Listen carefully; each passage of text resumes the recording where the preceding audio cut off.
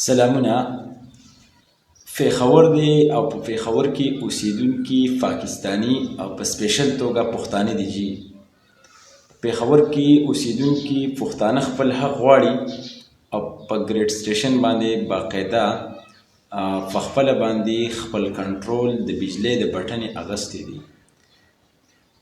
دا چې کوم دی څو ورځې مخکې علي امین ګنډافور په خپله ویلي چې بټن هم زموږ سره ده او فاور هم موږ سره دی. موږ استعمالولی شو خو موږ مه مجبوروئ دې ته چې موږ د بټنې کنټرول په خپله والو.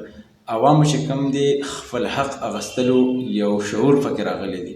تاسو وینئ باقاعده په دغه ګریډ سټیشن باندې ورغلي دي او خپله بجلي په خپله بحال کړې ده. دا د پېښور د ګریډ سټیشن تازه ترین احوال دي. د بجلۍ د کبله د بجلۍ د بندش د کبله هغوی انتهایی مجبوره شوي دي او دغه اقدام یې کړی دی.